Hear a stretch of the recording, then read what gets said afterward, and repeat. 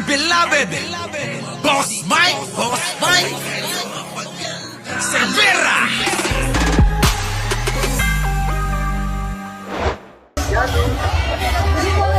Tignan nyo mga kababayan ko. Piling sikat ang Tignan nyo mga kababayan, oh. Ayan, oh. O, lakihan natin para makita nyo. Ganyan, oh, si Sara Duterte, oh. Salamat po kami sa lahat ng sumuporta sa ating event ngayon. Wala naman tao, wala namang mga tao sa Gedli. Tignan nyo naman, oh, yung mga dalal-dalang bit na mga, baka eto ho yung mga 18 Marines, ano? Ha? Hindi kaya yan yung mga 18 Marines, mga kababayan ko? Tingnan nyo, wala namang mga tao eh. Mas marami pa ho yung bodyguard na bit eh. Oo. Ayan o. Pasensya ng ating Vice Presidente. Oh, piling sikat ang puki ng ino, oh. Oh, tingnan nyo mga kababayan ko. Duterte. Oh. Oh. Diba? Walang tao. Mas marami pa yung bodyguard na nakakordon. Tatanga-tanga. Tatanga-tanga kayong mga DDS. Ito yung pinaniniwalaan nyo. Diba? Imbis na suportahan nyo si Pangulong Bongbong, sumusuporta kayo sa luka-luka. Sa bagay, karamihan ng mga DDS, mga kababayan, may tama sa ulo, ano? No? Oo. Karamihan sa kanila, may tama ang ulo nila. Oh, ito na. Oh, yan, mga kababayan ko. Sara Duterte. Kaya nga ngayon, mga kababayan, alam nyo ba na ang mga Bisaya galit na rin sa kanya? Nauna na nga dyan, mga kababayan ko, yung pong yung pong isang matanda na kapitbahay daw ng mga Duterte, sinabi ayaw daw, kahit kasi nga daw ho, ganyan daw po yung ugali. Mga magnanakaw daw sila, mga kababayan, marami daw issue. Kaya ho, tingnan nyo yung mga Bisaya, oh. Nagkalat ngayon sa social media. Tingnan nyo. Oh, kita nyo? Dinuraan para dumulas si Sara. Sara, oh, dinuduraan ka na lang, oh. Dinuduraan ka na lang ni Kuya. Oh, pakinggan nyo mga kababayan, ha. Pakinggan nyo si Kuya. Oh, pasok! Na-interview ba si Inday Sara? Ano siya? Sa panahon daw nila sa una. Panahon pa sa siyang amahan. Dali ra daw kayo makapadag eroplano nga to sa Middle East. Siyempre, COVID naman to. Ato pagkitabo ah. Ya karon gubat man eh. Close gali ang airspace no, airspace, mga airport sarado tungod sa mga missile. Kumpara mo sa COVID. Saon mo pagdali digpada, asa man natog pang eroplano. Magpada di ang gobyerno sa Pilipinas ug mga eroplano. Naiintindihan nyo ba mga kababayan ko? Dinuraan si Sara. Sabi ni Kuya, pwe! Ito namang si Sara, oo, sabing ganun, ano daw? Pa-interview at kung ano-ano sinasabi, hindi naman na daw naiintindihan. Sinasabi nga raw na yung daw, sunduin daw yung mga OFW, hindi niya ba alam yung kanyang, ginagawang pagkukumpara daw sa pandemya, sa COVID at sa gera. Sarado nga ang airspace, kundi ba naman daw tatanga-tanga. Oo. Kaya yung mga Bisaya, mga kababayan, karamihan din, galit na kay Sara. Nabibisto na ho yung katangahan ni Sara eh. Oo. Naiintindihan ko kasi Bisaya ako, sabi ni Cristina Cabrera. I-translate mo ha. I-translate mo to. Hoy, translate mo ha. Tingnan mo. Mula umpisa hanggang dulo ha. Cristina Cabrera, i-translate mo to para malaman namin ha.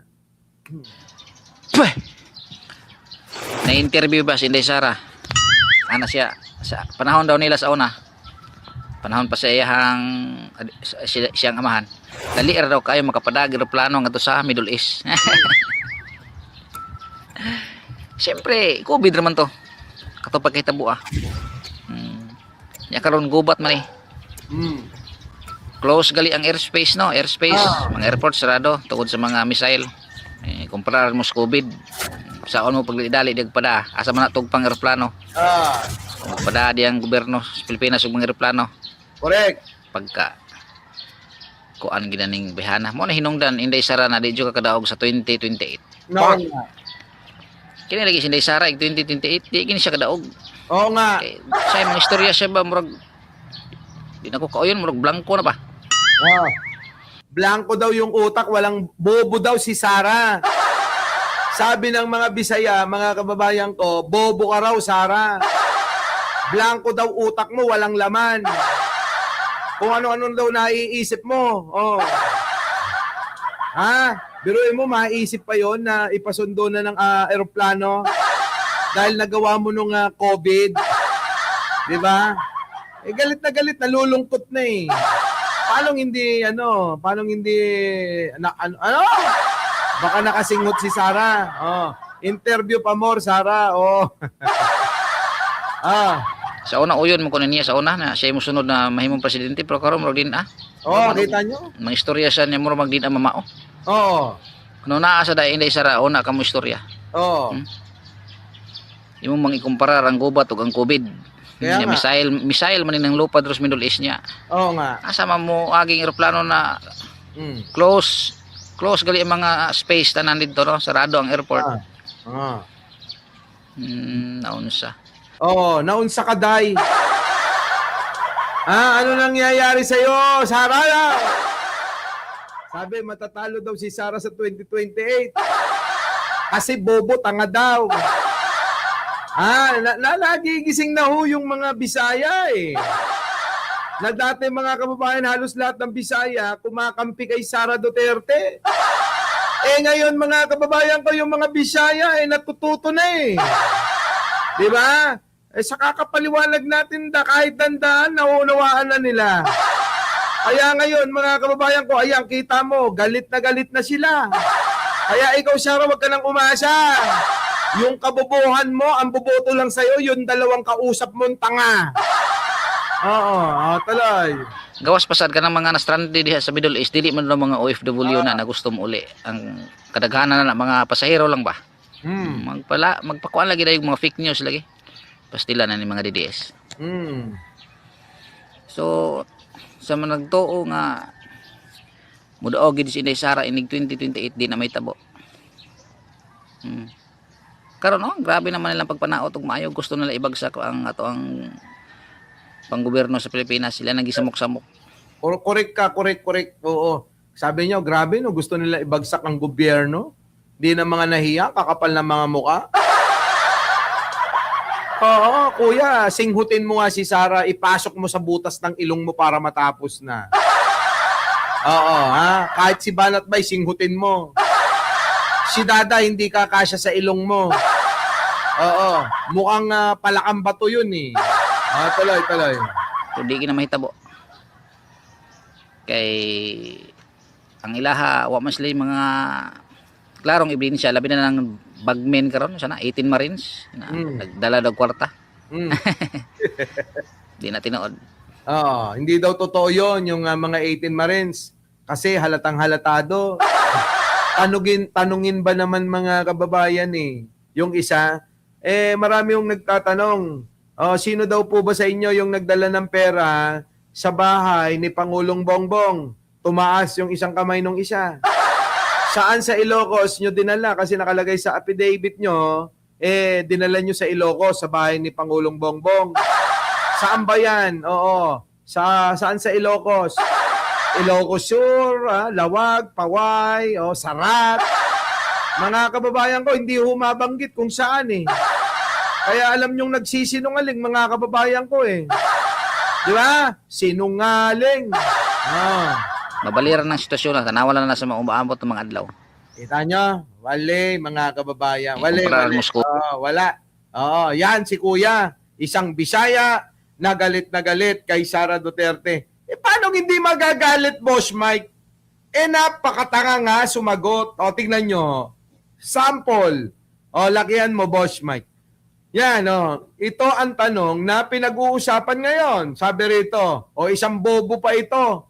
Itong kalbong mukhang palakang bato, bobo rin magtanong kasi.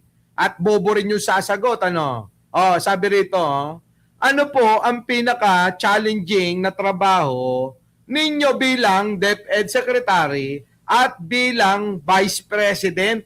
Ang galing ng tanong, ano? Sabi, ano po ang pinaka-challenging na trabaho ninyo bilang DepEd Secretary at bilang Vice President? Napakasimple lang eh. Diba? Napakasimple ng tanong. Ang sagot, kita nyo. Walang makakapag-question sa trabaho ko at sa mga accomplishment ko. Kita nyo yung sagot? Bobo na yung tanong, bobo rin yung sagot. Sa lahat ng accomplishment daw niya.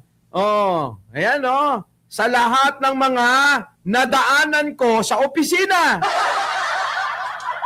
Parehas bobo, nag-usap mga kababayan ko. Sige nga, baka may mga DDS dyan, kayang ipagtanggol ito. Ang dami na natin to ditong pinapakitang katangahan netong si Sara Duterte nyo. Ni isa, wala pa kayo nasasagot, ano? Yun nga lang, ikumpara mga kababayan ko, yung pong gera sa pandemya na maghakot daw ng tao sa Middle East. Sabi mga kababayan pwede daw eh. Kaya nga ang hamon natin kay Sara Duterte, tulad niyan, ikaw naman ang nakapag-isip, di ikaw na gumawa ng paraan para mapauwi yung mga iyon. Di ba, mga kababayan, may masabi lang. Sabi ni Mona Liwanag, Lovely Dominguez, buti na lang. Nakaabot ka, tonta at tonto. Grabe ang tatangan nila. Sige, dito tayo sa video, mga kababayan ko, pakinggan naman natin, ha? Yan po yung mga dalawang tanga. Dalawang engot-engot na nag-usap. Ito, dito tayo. Pasok, isang katangan na naman ni Sara. President Sara Duterte. Ayan, meron pa talagang ganang manawagan ng puting. Sige, pagbigyan natin. Nananawagan si Vice President Sara Duterte sa mga ahensya ng gobyerno na kumilos at bantayan ang presyo ng langis. Sa kanyang video message, sinabi ng bise na dapat ipasara ang mga kumpanya ng langis na namamanantala sa presyo. Kita mo, bobo? Ipapasara mo, di lalong nauubos na yung mga langis. Patawan mo ng parusa, wag ipasara. Sa gitna ng krisis, pag pinasara mo, ang in-demand na isang produkto, bubuka kapag ikinurdon mo. Ang gusto ni Sara Duterte ipasara, di lalong mo nawalan tayo. Hindi ba pwede kapag na-discover mo na namantala, di parusahan mo, bigyan mo ng penalty na malupit. Kapag ipapasara mo yan, di lalong nawalan tayo at lalong mababawasan ng supply. Alam nyo mga kababayan ko, sabi ko sa inyo, bobo, napakatanga mag-isip ni Sara Duterte. Sino gustong makipagdebate dyan sa akin sa kabubuhan ni Sara? Umakyat kayo din eh. Yung mga DDS dyan. Yung mga DDS, dali! Pagtanggol nyo nga, aray. Palibasa kasi mga kababayan, hindi naman kasi nasubukang mamuno ng isang kumpanya eh. Kaya walang alam. Mahina ulo ni Sara. Ito mga kababayan, bubuhatin ko na yung bangko ko. Lamang pa ako mag-isip dyan eh. So totoo lang, kung pagmamaneho lang, ng isang kumpanya, si Sara lalamunin ko yan. Sigurado yan mga kababayan, mag-aaral pa ng masteral yan. Bago ko siguro matalo. Pero mga kababayan ko, kung yan lang yung katayuan niya, sigurado mga kababayan ko, sisip-sip sa tumbong ko. Ganun na lang yan mga kababayan. Di ba Walang sinabi. Biruin ninyo, ang solusyon daw, namayo pa. Ipasara ang mga nananamantala, bobo, tatanga-tanga. Nasa kalagitnaan nga tayo ng krisis, gusto mo ipasara pa? Penalty. Bigyan ng malaking penalty nang sa ganon, tuloy-tuloy pa rin yung pagpoproduce yung pagsusupply ng mga pangunahing mga produkto tulad ng petrolyo. Diba? Bubu, tatanga-tanga mo. Oh, kaya alam nyo, saan kayo dadalhin ni Sara Duterte? Si Sara Duterte, mema lang talaga to eh. Oo, mema. Nagmamagaling lang. Oo, pero wala namang laman. Totoo yung sinabi ng Bisaya. Oo, ha? Nagmamagaling lang. Diba? Oo, yan, mga kababayan. Bubo! Putik na yan, no? Anong bang class? Anong klaseng pag-iisip meron tong si Sara, no? Mungkahi pa ng bise, bumuo ng komite para bantayan ang presyo ng mga pangunahing bilihin. Oh, kita nyo? Bubo talaga! Bumuo daw ng komite para bantayan ang pangunahing bilihin. Hindi ba niya alam na meron ng ahensya na tumututok dyan? Tanga! Sabi ko sa inyo kung si Sara walang laman ng ulo, bumuo daw ng komite na magbabantay daw sa mga pangunahing bilhin. Kung di ba naman tanga, meron na ngang ahensya, Sara. Hindi mo ba alam ang trabaho ng DTI? Department of Trade and Industry. Bobo, tanga, mangmang ka.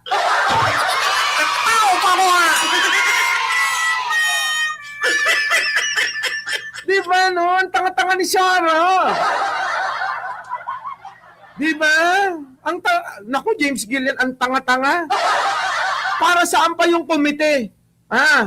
Di, inabala mo pa yung mga senador at kongresista. Ayun, no? Katukin mo yung DTI. Sila ang merong, sila ang may obligasyon, trabaho ng sinasabi mo na pagbabantay. Mga kababayan, nakakaya. Sabi ko sa inyo, paano ko iboboto yung mas matalino pa tayo? Paano natin iboboto, mga kababayan, si Sara Duterte kung alam naman natin na mas marunong pa tayo? Diba? Bumati. Ano yun, Jing Martin, di ko maintindihan sinasabi mo. Para sa mga DDS, matalino na sa kanila. Ikaw naman, Kia, grabe ka naman, Nagmamagaling nga. Yung mga DDS, mag-like na kayo. Oo, sabi rito, Anong 1.2 ay Chang? Magdadalawang na tayo. 1.7 na ay Chang, Kumakati. Sige, sabi rito, Kung di ba naman tatanga-tanga talaga to si Sara? Mungkahi pa ng bise, bumuo ng komite para bantayan ang presyo ng mga pangunahing bilihin. Nagmungkahi pa talaga. Para lang masabing may utak siya. Nagmungkahi ang Vice Presidente na bumuo ng komite para bantayan ang mga pangunahing mga bilihin at petrolyo, ganyan trabaho ng DTI yun. Tanga mo, Sara. Dapat din daw palakasin ang suporta sa mga lokal na magsasaka. Matagal lang ginagawa ni Pangulo yun at saka ni Conrado Estrella. Di ba? Anong puro ka dapat kasi wala kang alam kaya hindi mo nalalaman yung ginagawa ng gobyerno ganyan kabobo, si Sara Duterte. Ano pang aasahan nyo dyan mga kababayan ko? Pare-parehas naman yan ang mga magkakapatid Sabi dito, tingnan nyo si Pulong sinaluduhan ni Pulong Duterte si Suntay. Sabi sa Abante Radio mga kababayan ko, Pulong Duterte, saludo kay Suntay. Tangina, yung mga manyakol magkakasundo talaga. Sabi ko sa inyo, hindi ko makakasundo tong mga to kasi hindi naman ako ganyan mag-isip sa kanila. Pag nag-isip tayo mga kababayan, alam nyo, hindi po yung panghahalay, mahalay para sa mga babae. Pag nag-isip po tayo na, ay naku, ang ganda naman nere, gano'n. Ganun ho tayo, pero eto, tignan nyo, yung manyakol, sinumportahan ng kapwa manyakol. Ano ba naman ang kredibilidad ni Pulong Duterte? Di ba? Bumubuking ng mga pokpok sa Davao ito Mukhang lahat ng mga pokpok sa Davao, binebengbang muna na ito. Tingnan nyo, biglang namayat to. Baka nga ho, may sakit na ho ito dahil sa kakabuking ng babae. Ano? Putik na yan, mga kababayan ko, ha? Ayan, no? Alam nyo na. Ibang klase, ha? No? Sumaludo pa. Sumaludo si Pulong Duterte kay Bong Suntay. Dahil siguro sa yung kanyang mga kababayan na mahalay na pag-iisip kay Ann Curtis. Kaya, tell me your friend are and I will tell you who you are. Sa bagay, totoo yun, sabihin mo sa akin kung sino yung iyong mga kaibigan at sasabihin ko kung sino ka. So sila talaga magtotropa. Sila Kibuloy, sila Digong, si Pulong, si Topacio, etong si Suntay. Grabe, no, mga kababayan, mahahalay. Parehas kasi silang manyak, Boss Mike, sabi ni Kian. Yan po, ang mga magtotropa. Siguro naman Roseller, Cruz, meron pa ba tayong sasabihin sa kanila? Wala namang kaduda-duda, di ba?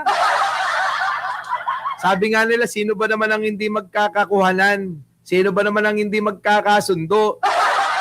Siyempre, yung katulad mo rin. Kaya yung kasundo natin, mga kababayan ko, yung pong mga matitino, yung pong mga mapagmahal sa babae, yung mga hindi nananakit ng babae, yung pong katulad natin na marespeto sa babae, yung pong kahit katabi mo na, hindi mo gagalawin. Kahit na nagbibigay na ng paanyaya para bengbangin, hindi pa rin. Di ba? Kapag ka may iniisip ka na babae sa buhay mo na, kahit pa, di ba? Kahit pa nandyan na gusto nang magpatuka tulad ni Arnold Lopez, hindi tutuka yan. Kahit na ibuka ka na, hindi pa rin didilaan. Nako! Tao pa ko ha! Dahil etong mga ito hayok eh. Kaya si Pulong, kailangan magbayad ng babae. Hayok kasi, mga kababayan eh. Hayok na hayok. Di ba? Mga kababayan ko. So alam nyo na. Dito na tayo, mga kababayan. Rodrigo Duterte, tablado uli sa hiling na makalaya. Kasabay ho niyan ni Kitty Duterte na hindi na ho makakapasok sa kulungan ng tatay niya dahil binan. Dahil nga daw po, mga kababayan, pumunta di umano sa kulungan at dumalaw daw ang Kitty Duterte na bangag at lango sa alak. Siguro may isusumbong. Siguro, mga kababayan ko, baka baka mamaya ho, mga kababayan, may iba na namang gusto. O kaya hiniwalayan ng kanyang boyfriend. Kaya siguro magsusumbong na mga kababayan ko. Our beloved Boss Mike Cervera.